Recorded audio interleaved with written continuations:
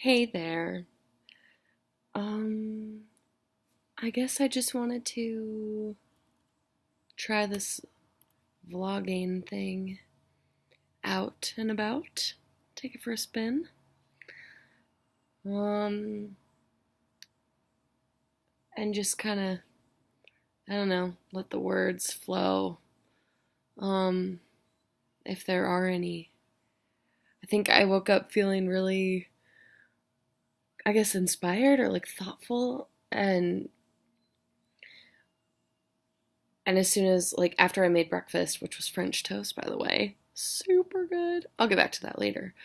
Um, but yeah, after breakfast, I was just like, God, I'm feeling all this like creative energy and like all these thoughts that I'm having. They're just like firing back and forth. And I had a really stimulating conversation with one of my best friends last night about like eating disorder stuff and recovery stuff. And like, I was just like, damn, I gotta write, which I did.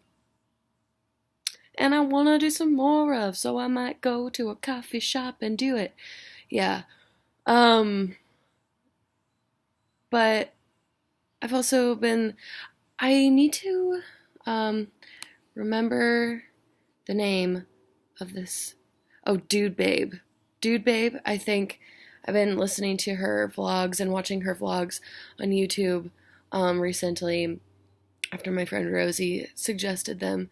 And she's amazing, like incredibly inspiring. And I just really love her platform um, and like her way about going or her way of going about recovery is like super inspiring, and she's just fucking white knuckling it and like talking about like, hey, here's what I'm struggling with today, and like shit sucks, and I just want to be really honest with myself and other people to see like if that's helpful. And I think that it's helpful for me, and I hope that it's helpful for her, and I hope that it's helpful for other people. Anywho, that's kind of why I wanted to try this. I don't intend on anyone else listening to this, so it's just for me. But if anybody else does listen to this, I hope you like it. Um, yeah. So I guess like what I've been writing about this morning and like thinking a lot about lately is just like, damn, recovery is beautiful, and a lot of the time it does not feel that way. And a lot of the time I think that's what people on social media and kind of any other platform that we have for talking about eating disorders kind of portrays recovery in this like beautiful way. It's always amazing, and like sun is shining, and like I'm getting myself back, and that's awesome, and like I don't struggle anymore, or like only showing like the good parts, only showing the sunny parts of recovery. Um, which like don't get me wrong, like that's fucking awesome, and I think like that's generally like what I tend to do, cuz when I'm, it's also a lot easier to be like, yeah, I'm feeling really good today, like I want to celebrate that with like a happy post, or like, celebrate a cute, or like post a cute picture of me smiling and being like, I'm getting myself back, and that rocks, and I had a croissant for breakfast, and like I'm just feeling it. So like, again, like that's fucking awesome, and I do that, and I think we need more of that. And I also want to see a more accurate representation of what like recovery really fucking looks like, or not even recovery, just like living with an eating disorder, or living with really distressing body image kind of shit. Because, like, that sucks. it sucks so bad. And it's not always fun and sunny and cool and awesome. And like today, like I was kind of taking a picture, like awkward little like picture just to depict like sometimes it feels like recovery feels wonky or like whatever. And I did one where I was like flexing my like biceps or whatever. And I had a moment where I got like really fucking sad and really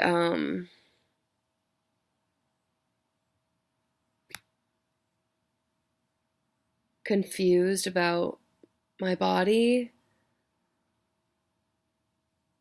because I'm like trying to be really proud of like my body and like having muscles and being strong, and like I'm trying super super hard to accept that my body's just going to do what it wants to do and like it looks the way that it looks. But it's also really fucking hard to see myself sometimes with a burned image still in my mind of the way that I used to look like, or in the way that I used to think that I looked like. Yeah. Like at different, even like when my body has looked super different, fluctuates, has fluctuated. Also, like, not to say that that's an inherent quality of eating disorders because it's in here. It's not outwardly, it's not your body. Anyway, I'm like losing my fucking train of thought. This shit is hard. It's weird. Really weird. What was I talking about? God damn it. Do you like my fork and spoon earrings? Yeah. Me too. That's one of those things that's like, reclamation, bitch. I'm like recovering and it's cool and I'm being super honest about it. Owning it. Um, uh, Damn, I'm like really blinking.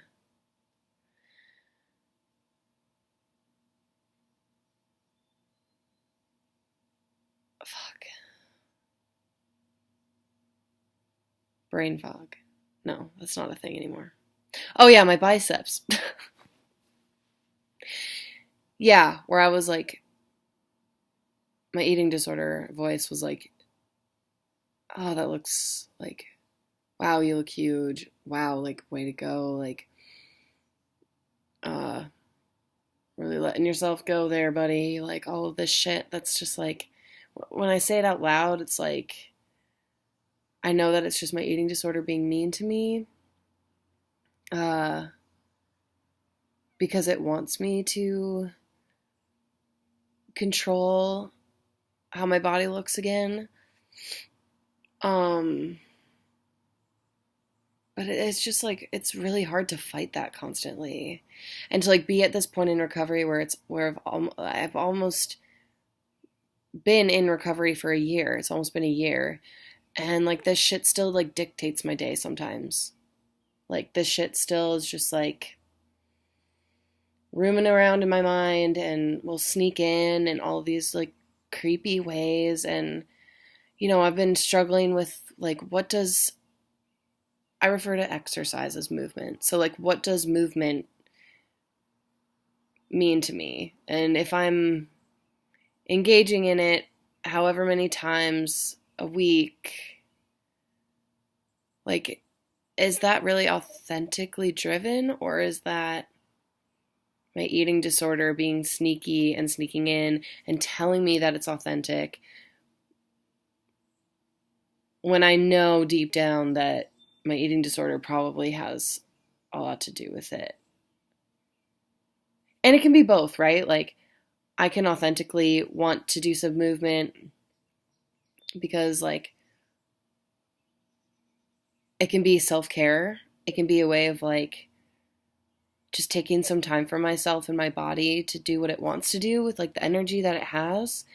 And like the eating disorder can get in there super easily, has been a huge part of my eating disorder in the past. And so it's just like holding those two can be really exhausting all the time.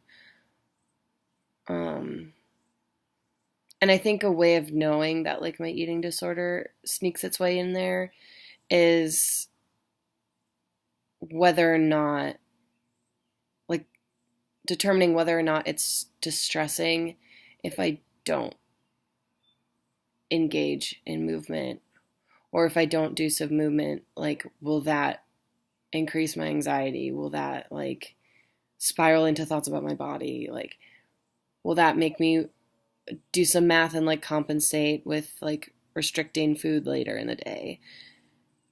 You know, it's like, and when I say it now, it's like, yeah,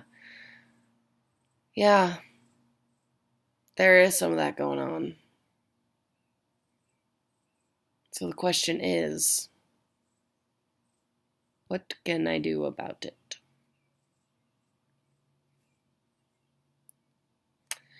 Vlog, baby. Talk about it and expose those eating disorder urges and thoughts. And I'm lucky, not lucky, because fucking I've worked so hard to be at this point where I'm like super self-aware and like I can kind of name all of the shit going on and then be like proactive about it. Like, I've worked really hard to be able to do that. So I'm just gonna own that for myself and say, this is my space for me to process like what's going on today. And I know now that I guess movement has been like a little bit exciting for my eating disorder, and it's okay to take a day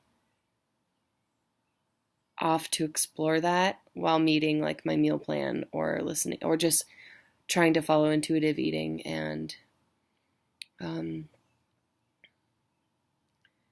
do what my body wants it to do. It's okay to take breaks, baby. It's okay to be gentle with yourself. And like if that looks like 2 days in a row of just kind of chilling and watching Queer Eye, like that's legit as fuck. Permission granted. Because like if you're struggling with an eating disorder or if you're in recovery, you're always fucking doing shit. You're always doing shit. Your brain is always busy, like always. There's so much going on. So like it's okay to give yourself a fucking break body-wise, like just chill out for a while. That's really hard for me. Super hard. But I'm getting better at it. I just want to name too. I know this is like a really fucking long video and probably nobody is listening at this point. But I'm like watching myself talk and I just really like the way my little bottom teeth look. They're like a little bit crooked, but they're just like super cute. Hey. I'm also not wearing makeup, which rocks. So I can do this. And I used to never be able to do that. Like even when I was home alone or like didn't have any plans for the day or whatever, first thing I would do, wake up, put makeup on. So at least something looks like I can compensate for my body image distress by beautifying my face. You know what? I'm beautiful. I beautify my face like this.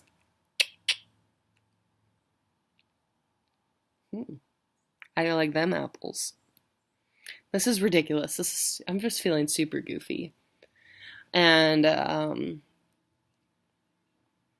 yeah. I have really nothing else to say, I think, at this point, except if anybody's still listening and is still watching this, And if you're struggling with an eating disorder, or you're struggling in recovery, or like have in the past and may find this relatable, or whatever your reason for listening today, like, I think that you are so wonderful and so beautiful, and you're working really fucking hard. And the process of like radically accepting yourself while ridding yourself of the comforting compulsions and like eating disorder behaviors, like that shit is so hard. That shit is so hard, and it does not happen overnight. And it's gonna be murky and weird and confusing and looks different all the time. Can fluctuate 0 to 100 just in the same day. And like, that's okay. You know, healing is not linear. And it's so awesome to have those like beautiful days, and where you can like get an ice cream cone and take a perfectly beautiful like Instagram photo, like smiling, like, yeah, life rocks. Like, that is so great, and celebrate that. And it's okay to be like, shit fucking sucks. And I feel like a blob, and my head is being really mean to me about my body. Like, it's okay to own that too. Anyway, love you, whoever is listening, even if it's just myself. Love you, girl. Maybe we'll try this again sometime. Okay, bye.